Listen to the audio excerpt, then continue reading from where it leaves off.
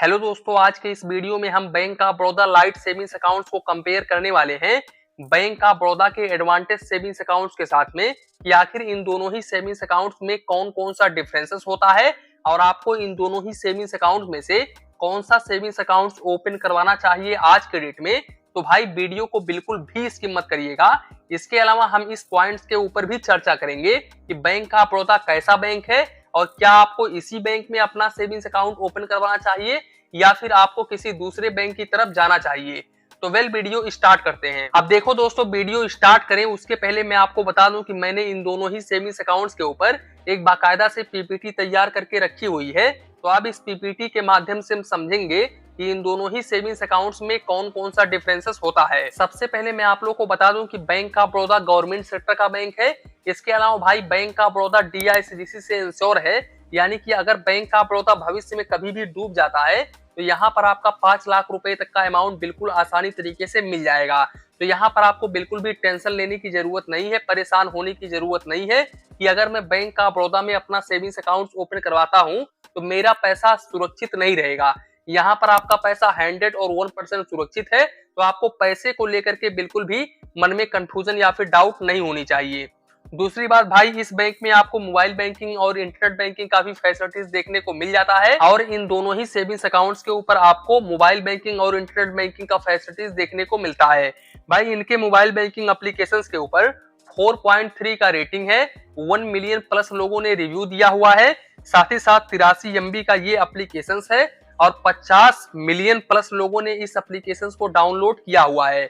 मैं आपको बता दूं कि भाई इस बैंक में यूपीआई जैसे कि आप गूगल पे, फोन पे, पेटीएम वगैरह कर सकते हैं। पर डे आप 1 लाख रुपए तक कर सकते हैं इन दोनों ही सेविंग्स अकाउंट्स के ऊपर। तो यहाँ पर यूपीआई को लेकर के आपके मन में ये कंफ्यूजन नहीं होना चाहिए। तो यहाँ तक देखो, ये दोनों ही सेविंग्स अकाउंट लगभग सेम है।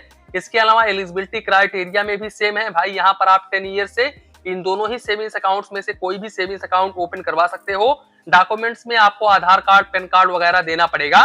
बाकी आप इन दोनों ही सेविंग्स अकाउंट्स को ऑनलाइन भी ओपन करवा सकते हो और ब्रांच के जरिए भी ओपन करवा सकते हो। दूसरी बात भाई, इंटरेस्ट रेट आपको यहाँ पर 2.50% से लेकर के 4.25% पर एनम तक का इंटरेस्ट रेट देखने को मिल जाता है इन दोनों ही सेविंग्स अकाउंट्स के ऊपर। लेकिन आप यहाँ पर मान के चलें कि 2.50% का ही इंटरेस्ट रेट देखने को मिलेगा, क्योंकि भाई ज्यादा इंटरेस्ट रेट कब आपको देखने को मिलता है, जब आपके अकाउंट में काफी हाई बैलेंस होता है तब। दूसरी बात, अगर हम मिनिमम बैलेंस को लेकर के बात करें तो देखो, अगर आपका BOB एडवांटेज सेविंग्स अकाउंट्स है तो यहाँ पर आपको रूरल में 500 रुपए, सेमी अर्बन में 1000 रुपीज, अर्बन और मेट्रो सिटीज में 2000 रुपीज यहाँ पर आपको मंथली एवरेज बैलेंस मेंटेन करके चलना पड़ेगा। और अगर आप इस बैलेंस को मेंटेन करते हो तो फिर यहाँ पर आपको 30 पेज का चेकबुक बिल्कुल फ्री ऑफ कॉस्ट में पर फाइनेंशियल ईयर बिल्कुल फ्री ऑफ कॉस्ट में देखने को मिल जाता है। बाकी एक्स्ट्रा लेते हो तो यहाँ पर आपको 4 रुपए प्लस GST पर पेज का चार्जेस देना पड़ता है मेट्रो सिटी और अर्बन के कस्टमर्स को, और रूरल और सेमी अर्बन के कस्टमर्स को यहाँ पर 2 रुपए 50 पैसे प्लस GST पर पेज का चार्जेस देना पड़ता है। मैं आपको बता दूं कि अगर आप इस मिनिमम बैलेंस को मेंटेन नहीं करते हो एडवांटेज सेविंग्स अकाउंट्स के ऊपर तो आपको कोई भी चार्जेस नहीं देना पड़ता है। लेकिन यहाँ पर फिर भी आपको चेकबुक देखने को मिलता है। तो ये आप मत सोच लीजिएगा कि अगर मैं मिनिमम बैलेंस मेंटेन नहीं करूंगा तो मुझे चेकबुक नहीं मिलेगा। दूसरी बात, अगर आपका लाइट सेविंग्स अकाउंट्स है तो यहाँ पर भाई अगर आप रूरल में 1000 रुपीज, सेमी अर्बन में 2000 रुपीज, अर्बन और मेट्रो सिटीज में 3000 rupees quarterly average balance maintain करते हो तो भाई ये जो डेबिट कार्ड इस अकाउंट्स के ऊपर प्रोवाइड करते हैं ना, उस डेबिट कार्ड के ऊपर आपको कोई भी चार्जेस नहीं देना पड़ेगा। तो ये काफी अच्छी बात है। लेकिन अगर आप इस मिनिमम बैलेंस को मेंटेन नहीं करते हो तो फिर आपको डेबिट कार्ड के ऊपर चार्जेस देना पड़ेगा। अभी हम आगे वीडियो में डिस्कस करेंगे। दूसरी बात भाई, SMS अलर्ट को लेकर के बात करें तो यहाँ पर आपको 20 पैसे पर SMS चार्जेस देना पड़ता है और मैक्सिमम आपको 15 रुपए प्लस GST पर मंथ के हिसाब से चार्जेस देना पड़ता है। यहाँ पर कुछ लोग कमेंट करेंगे कि भाई लाइट सेविंग्स अकाउंट्स के ऊपर SMS अलर्ट बिल्कुल फ्री ऑफ कॉस्ट है। तो भाई ऐसा बिल्कुल भी नहीं है। लाइट सेविंग्स अकाउंट्स के ऊपर भी आपको SMS अलर्ट चार्जेस देना पड़ता है। बैंक ऑफ बड़ौदा ने क्लियरली अपने सर्विस चार्जेस में मेंशन किया है। तो भाई इस तरह का आप कमेंट मत करिएगा कि यहाँ पर आपको चार्जेस नहीं देना पड़ेगा SMS के ऊपर। दूसरी बात भाई, जैसा कि मैंने आपको बताया इन दोनों ही सेविंग्स अकाउंट्स के ऊपर आपको 30 पेज का चेकबुक देखने को मिलता है। और अगर आप एक्स्ट्रा चेकबुक लेते हो तो यहाँ पर रूरल और सेमी अर्बन के कस्टमर्स को ₹2.50 प्लस जीएसटी और मेट्रो सिटी और अर्बन के कस्टमर्स को ₹4 प्लस जीएसटी पर पेज का चार्जेस देना पड़ता है। इसके अलावा ऑनलाइन ट्रांजेक्शंस इन दोनों ही सेविंग्स अकाउंट्स के ऊपर अनलिमिटेड कर सकते हो। कमर्शियल ट्रांजेक्शंस बिल्कुल भी अलाउड नहीं है इन दोनों ही सेविंग्स अकाउंट्स के ऊपर। इसके अलावा कैश डिपॉजिट, कैश विड्रॉवल दोनों ही सेविंग्स अकाउंट्स के ऊपर सेम है। भाई यहाँ पर आपका चाहे तो लाइट सेविंग्स अकाउंट्स हो, चाहे तो एडवांटेज सेविंग्स अकाउंट्स हो, यहाँ पर आप कैश डिपॉजिट आप चाहे तो अपने होम ब्रांच के जरिए करो, चाहे तो आप नॉन होम ब्रांच के जरिए करो। मंथली आप 5 ट्रांजेक्शंस कर सकते हैं, यानी कि एक महीने में आप 5 बार कैश डिपॉजिट बिल्कुल फ्री ऑफ कॉस्ट में कर सकते हैं। अब अगर आप इस लिमिट को क्रॉस करते हैं तो फिर यहाँ पर रूरल और सेमी अर्बन के कस्टमर्स को ₹40 प्लस जीएसटी और मेट्रो सिटी और अर्बन के कस्टमर्स को ₹50 plus GST per transaction charges देना पड़ता है। वहीं पर कैश विड्रॉवल को लेकर के बात करें तो यहाँ पर भी भाई आप चाहे तो होम ब्रांच के जरिए पैसे निकालो, चाहे तो नॉन होम ब्रांच के जरिए पैसे निकालो, आपका कोई भी सेविंग्स अकाउंट हो, चाहे तो वो लाइट सेविंग्स अकाउंट हो, चाहे तो यहाँ पर बैंक ऑफ बड़ौदा का एडवांटेज सेविंग्स अकाउंट हो, यहाँ पर आप मंथली 5 ट्रांजेक्शन कर सकते हैं, यानी कि एक महीने में आप 5 बार कैश बिल्कुल फ्री ऑफ कॉस्ट में निकाल सकते हैं। अब अगर आप इस लिमिट को क्रॉस करते हैं तो फिर यहाँ पर आपको चार्जेस देना पड़ता है। अब चार्जेस कितना देना पड़ता है तो देखो, रूरल और सेमी अर्बन के कस्टमर्स को ₹100 प्लस जीएसटी और मेट्रो सिटी और अर्बन के कस्टमर्स को ₹125 plus GST per transaction charges देना पड़ता है। अब डेबिट कार्ड को अगर हम लेकर के बात करें तो एडवांटेज सेविंग्स अकाउंट्स के ऊपर आप कोई भी डेबिट कार्ड ले सकते हो। हालांकि जो बैंक ऑफ बड़ौदा अपने तरफ से प्रोवाइड करता है वो होता है क्लासिक वेरिएंट का डेबिट कार्ड। अब ये आपके पास में रुपए वेरिएंट में भी आ सकता है, मास्टर वेरिएंट में भी आ सकता है और वीजा वेरिएंट में भी आ सकता है, क्योंकि भाई क्लासिक डेबिट कार्ड के 3 वेरिएंट होते हैं, रुपए, मास्टर, वीजा। तो इन तीनों में से कोई भी एक आपके पास में आ सकता है, बाकी फीचर्स, बेनिफिट्स वगैरह सब कुछ सेम रहेगा। यहाँ पर भाई क्लासिक डेबिट कार्ड के ऊपर आपको ₹100 इशुएंस फीस और annual maintenance charges first year बिल्कुल फ्री ऑफ कॉस्ट है, लेकिन सेकंड ईयर आपको ₹200 प्लस जीएसटी देना पड़ता है। जबकि लाइट सेविंग्स अकाउंट्स के ऊपर अगर आप यहाँ पर मिनिमम बैलेंस, जैसा कि मैंने आपको बताया, अगर आप मेंटेन कर लेते हो तो फिर आपको कोई भी AMC annual maintenance charges debit card के ऊपर नहीं देना पड़ेगा।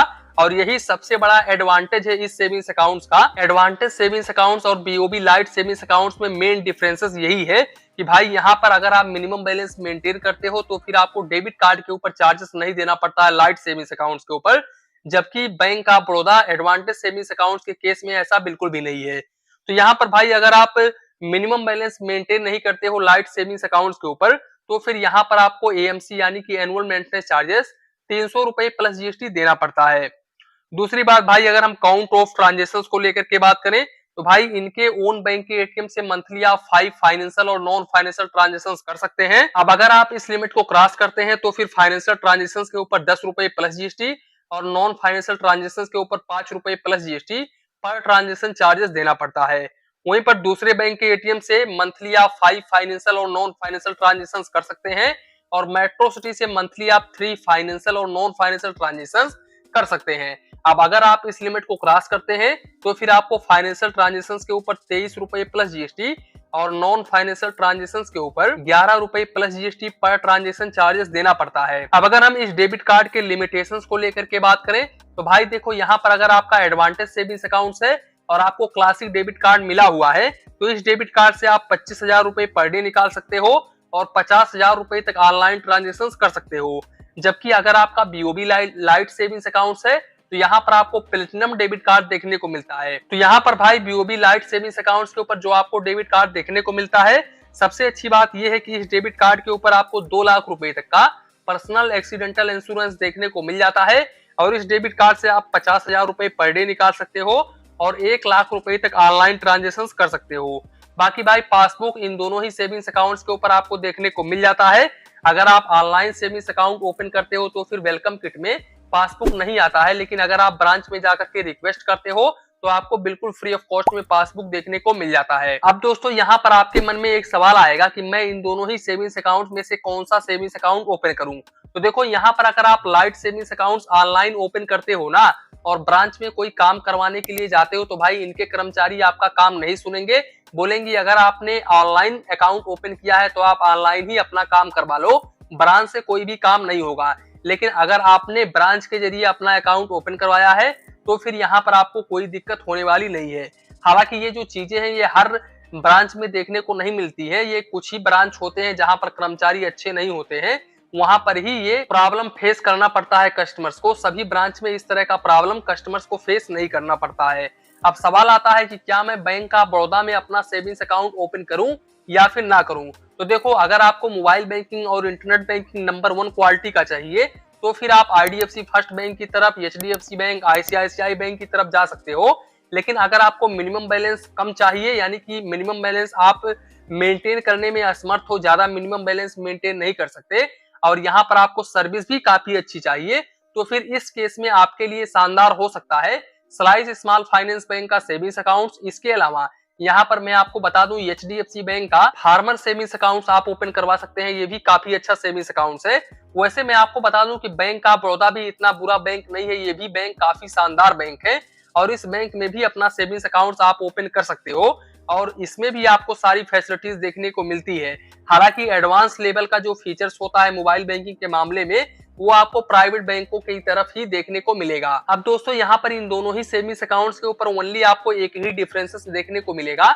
यहाँ पर भाई बीओबी लाइट सेविंग्स अकाउंट्स के ऊपर ये देखने को मिलता है कि अगर आप यहाँ पर मिनिमम बैलेंस मेंटेन करते हैं तो डेबिट कार्ड के ऊपर आपको एनुअल मेंटेनेंस चार्जेस देना नहीं पड़ता है। जबकि bank of Baroda advantage savings accounts के ऊपर आप मिनिमम बैलेंस मेंटेन करो या फिर ना करो, यहाँ पर आपको भाई एएमसी यानी कि एनुअल मेंटेनेंस चार्जेस देना पड़ेगा। तो दोस्तों, कुल मिलाकर के यही था वीडियो, यहीं पर वीडियो को समाप्त करते हैं। वीडियो पसंद आया हो तो प्लीज वीडियो को एक लाइक करिए और अपने चैनल फाइनेंस बैंकिंग को सब्सक्राइब करिए। मन में कुछ डाउट हो, कंफ्यूजन हो तो प्लीज कमेंट करिए।